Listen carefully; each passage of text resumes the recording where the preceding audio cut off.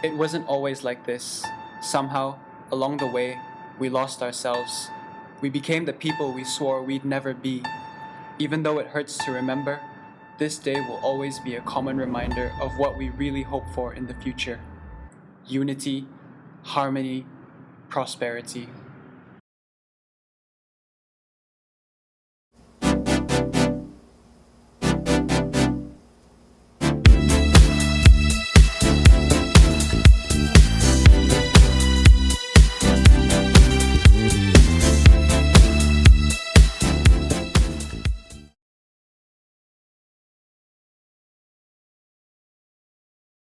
Food. Food. That's all we do, Malaysians. We eat, yeah. Okay, alright. In terms of music, it is something that we all share. Just like how previously we talked about certain like food or these kind of different things that we share together, it helps to bond us together. I think music works in the same way as well. One of the things that unites us as Malaysians is definitely sports, because when a major sporting event comes around, you see all the Malaysians going to the mamaks, and that's really just something great to see. I'll use my parents' times from the stories they've told me. I think we were a little bit more harmonious back then.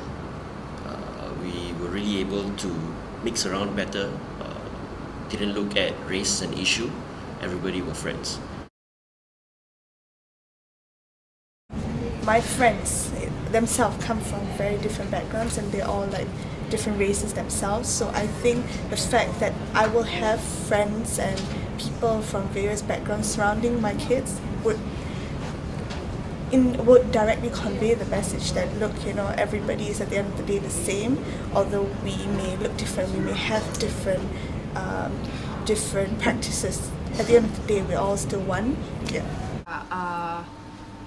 Norman and I, we were from the same high school, so it is also a first evidence of integration, and I would hope my kids would have that opportunity to have friends of all races as well. So I will probably ask them not to be racist, but more so to embrace each other's differences. Yeah, like, you know, like in high school, like we used to date, but then like it didn't work out because I had my heart on another girl. So Don't put we that in. we kind of That's not true. What kind of nonsense? We just had to, right? Or what? Oh my gosh.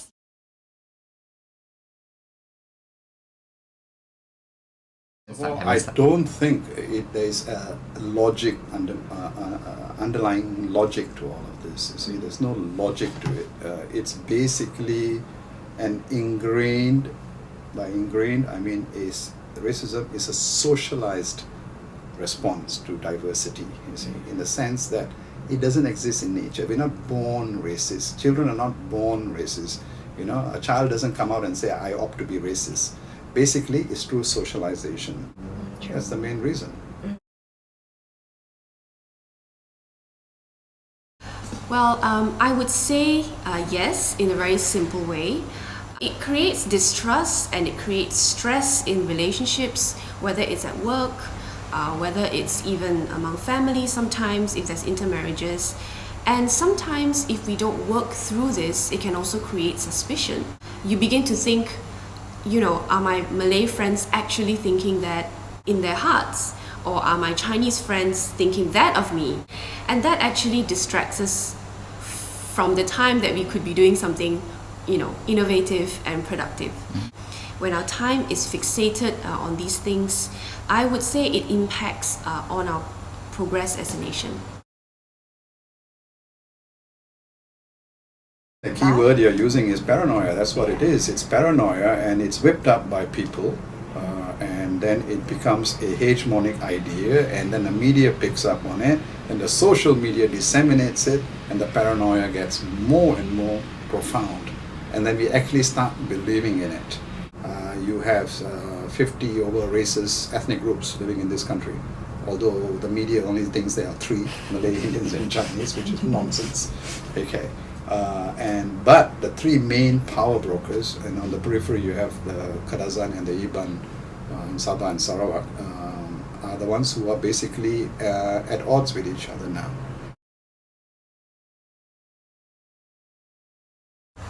I think we need to look at shared narratives, shared stories. We need to have a Malaysia whereby everyone is involved in defining it.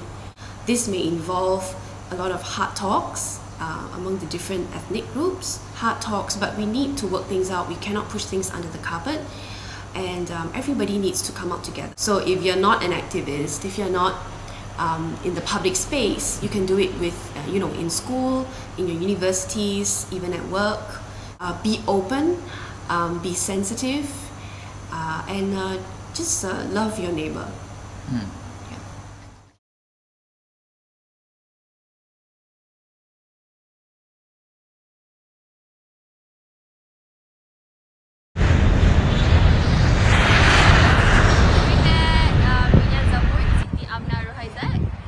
Hi everyone, my name is Siti Amna Bintur Haizat and I'm currently a third year medical student here in First Moscow State Medical University. Hello, my name is Irfan. I'm from University of Illinois, Urbana-Champaign.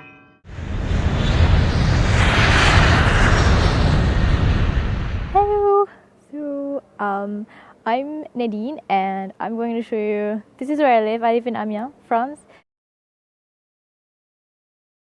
I'm Roxy and I'm currently studying in Liverpool. My name is Izzat Zalis. I'm checking in from Nottingham. Hi, my name is Janice and I'm 19.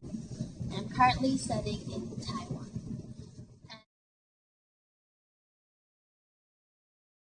I really miss summer in Malaysia, which I used to complain about. Why is it summer the whole year? But now I actually miss summer. I miss the culture there. I miss how I get morning wake-up calls from the mosque broadcasting system, or like the roti canai and teh tarik for breakfast. You miss the food. Like here, they don't have the privilege to have all this kind of fusion of food from Malays, from the Indians, from Chinese. Other than that, the holidays.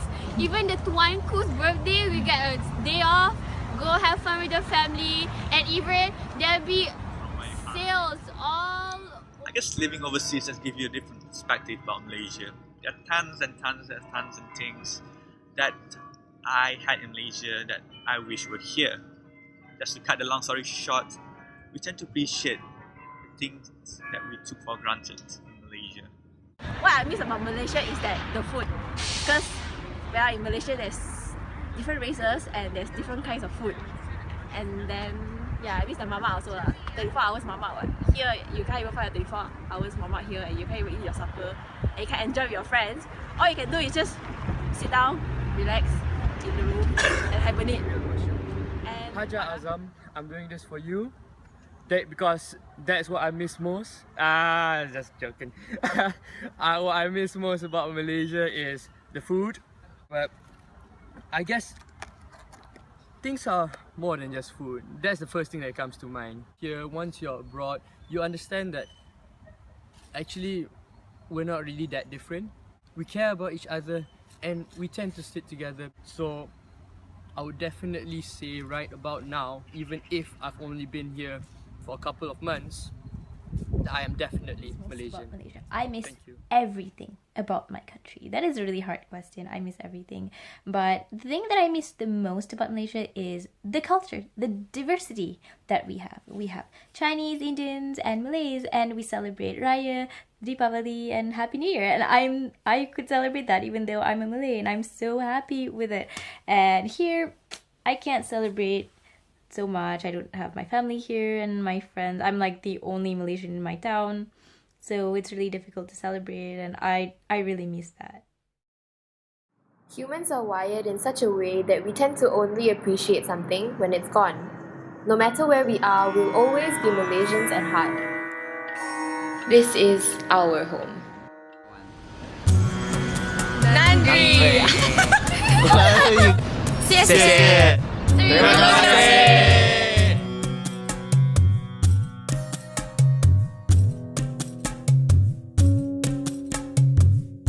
Here comes the sun, do do do. Here comes the sun, and I say it's alright.